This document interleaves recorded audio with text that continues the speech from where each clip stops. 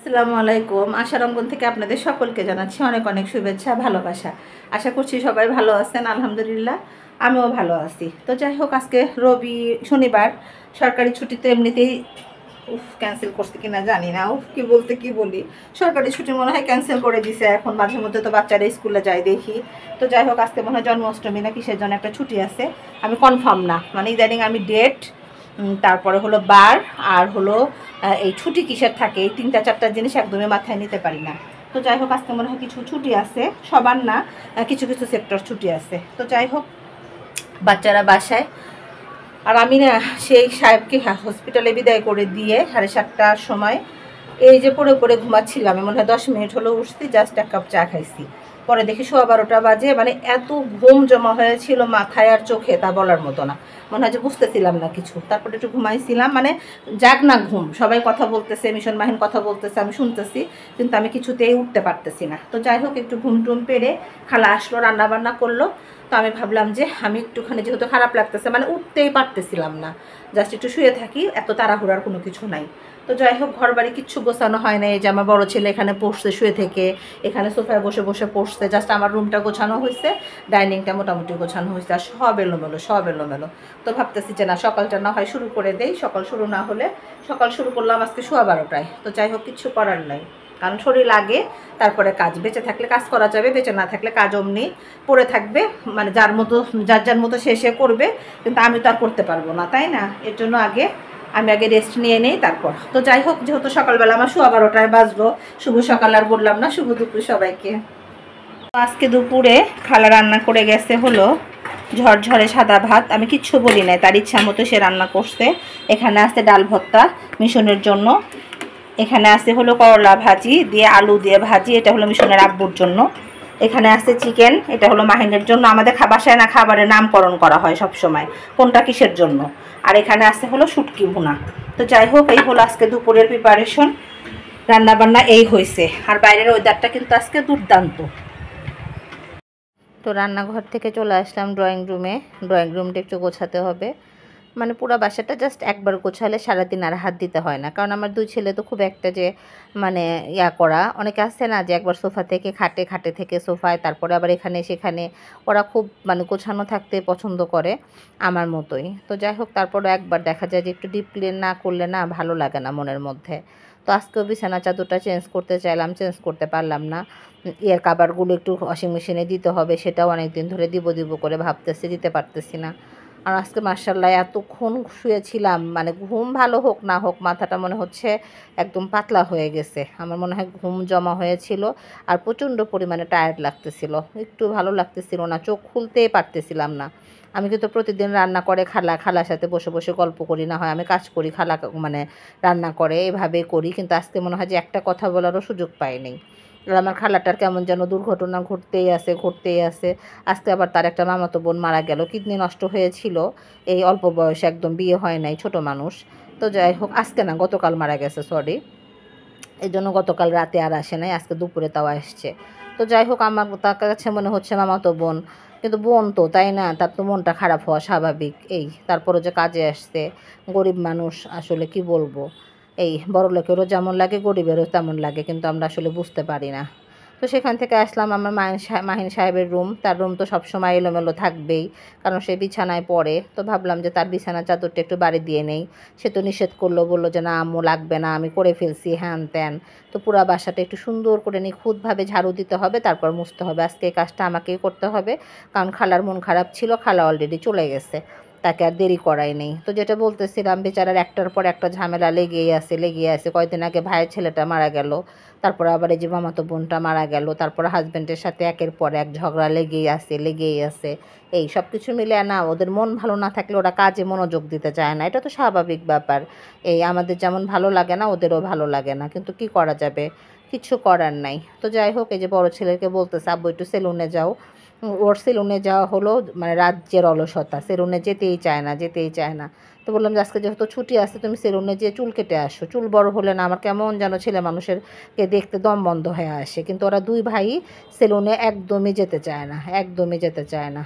আর এই যে মাহিনের রুমের এই অবস্থা, মাহিনের পরীক্ষা সামনে, তার বই পুস্তক খাতা বা মানে কি কোনটা কোথায় থাকে তার কথা সব এলোমেলো থাকলে নাকি সে পড়তে পারে, এলোমেলো না থাকলে গোছানো থাকলে সে খুঁজে পায় না কি পড়বে কি পড়বে, মানে এক একজনের এক এক রকম অভ্যাস। তো যাই হোক, গোসল টোসল করে আমি একটু বক বক করতেছি, এটা অফ ক্যামেরায় আপনারা বুঝবেন না। ওই যে মিশনকে ভাত মাখায় দিচ্ছি, কারণ মিশন তো যে চিকেন রান্না করলে সে খেতে চাবে না, এখন তাকে ডাল ভর্তা দিয়ে ভাত মাখায় চিকেন একদম ভিতরে মানে একদম ভেঙে চুরে একাকার করে তাকে দিতে হবে, তাহলে সে খাবে। কী যে একটা যন্ত্রণা তা বলার মতো না, এরকমই। তো যাই হোক, এটা নিয়ে একটু বক বক করতেছি। আর মাহিন হাসতেছে, বলতেছে আম্মু আমি তোমাকে কোনো প্যারা দিই না। তো বললাম যে না, প্যারা দাও না, চিকেন ছাড়া ভাত খেতে চাও না, তুমি প্যারা দাও না। আজকে ভিডিওটা যে মাহিন ধরছে, মাহিন ভিডিও ধরলে যেভাবে কাঁপবে, এই জন্য মাহিনকে আমি মানে মোবাইল কখনো হাতে দিতে চাই না, কারণ মাহিন ভিডিও ভালো করতে পারে না আর মনোযোগ দেয় না ঠিকঠাক মতো। মিশনকে যেভাবে ডাল ভর্তা দিয়ে ছোটোবেলার মতো আম্মা এভাবে আমাকে ছোটোবেলায় মাখায় দিত যখন আমি খেতে চাইতাম না। তো মিশন যখন খেতে চায় না তখন আমি যেভাবে ভাত একদম ডাল দিয়ে মেখে দিয়ে ভিতরে কয়েকটা গোস একদম ছিঁড়ে দিলে দেখা যায় যে খায়, তাহলে আর অতটা বিরক্ত করে না। তা না হলে না খেতেই চায় না। এখন বড় হয়ে গেছে, ক্লাস 10-এ পড়ে, প্রচুর পরিমাণে খাবার খেতে হবে, মানে কিছুতেই সে আনাপ পরিমাণ খাবার খেতে চাবে না।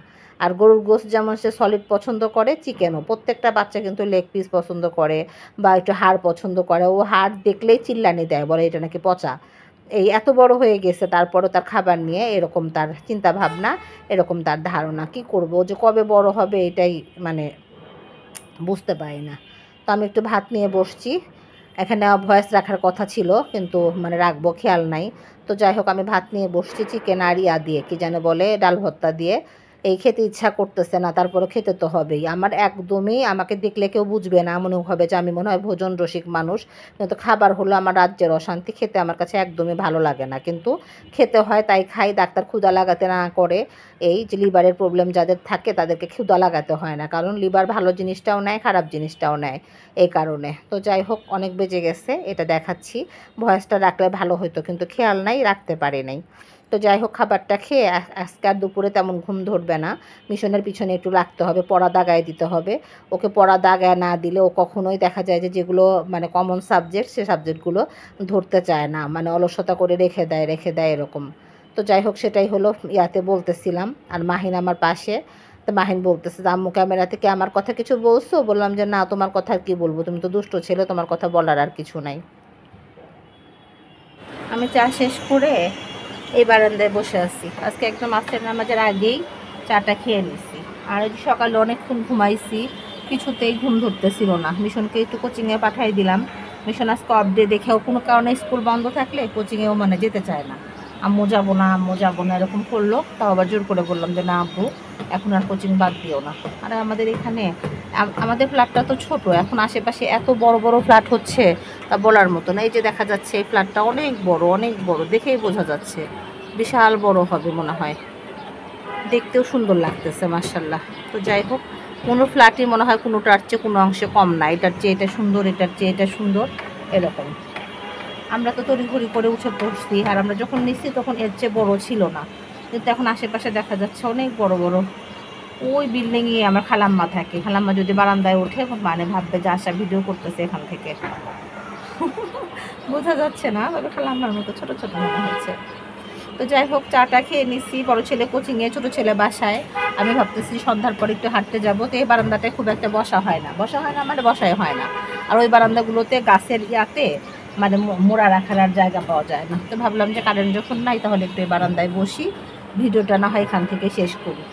তো যাই হোক, সবাই ভালো থাকবেন, সুস্থ থাকবেন, নিজের খেয়াল রাখবেন, বাচ্চাদের খেয়াল রাখবেন। এখনকার তো টিনেজার বাচ্চা যারা আছে তাদের নিয়ে মাদের চিন্তার একদম শেষ নাই, যা তা অবস্থা। কারণ ওদের তো সিলেবাসটা এবার চেঞ্জ হয়েছে, নতুন সিলেবাসে ওদেরকে পরীক্ষা দিতে হবে। গত বছর একরকম ছিল, এখন আবার আরেক রকম। এটা নিয়ে তো একটা খুব দুশ্চিন্তা কাজ করতেছে। তো দেখা যাক, যারা আমার মতো টিনেজার বাচ্চা বা ক্লাস 10-এর বাচ্চা আছে, তারা যদি কোনো পরামর্শ থাকে অবশ্যই আমাকে একটু কমেন্ট বক্সে জানাবেন কি করা যায়। এই আমার ছোটো বাচ্চাটাকে নিয়ে আমার এত চিন্তা নাই, কিন্তু আমার বড় বাচ্চাটা পড়ুয়া বাচ্চা না। আমার ছোটো বাচ্চাটা যেমন পড়তে পছন্দ করে, বড় বাচ্চাটাকে আবার পড়ো পড়তে হয়। এই সবসময় মানে পিছনে লেগে থাকতে হয়, এই হলো একটা ঝামেলা আমার। তো যাই হোক, সবাই একটু প্রার্থনায় রাখবেন। সবাই সব বাচ্চা সমান হয় না, কোনো বাচ্চা খুব বেশি লক্ষ্মী হয়, ও যেমন আদার দিকগুলো থেকে অনেক লক্ষ্মী, ওর কোনো ডিমান্ড নাই, কোনো মানে এত বড় একটা ছেলে ক্লাস 10-এ পড়ে, তার কোনো চাহিদা নাই, কোনো কিছু নাই, এই এরকম। তো যাই হোক, ভালো গুণও তার অনেক আছে, এই খারাপ গুণের মধ্যে তার এই গুণটাই পড়তে তার ভালো লাগে না, তাই মানে পড়তে তার মাকে লাগবে, মার সাথে পড়লে মনে হয় তার ভালো হয়। তো যাই হোক, ভিডিওটা না হয় আজকে এই পর্যন্তই রাখি। সবাই ভালো থাকবেন, সুস্থ থাকবেন, আশার অঙ্গনের সঙ্গে থাকবেন, আমার চ্যানেলটি সাবস্ক্রাইব করবেন, সেই সাথে গঠনমূলক সমালোচনা করবেন। তবে যে পর্যন্তই, আল্লাহ হাফেজ।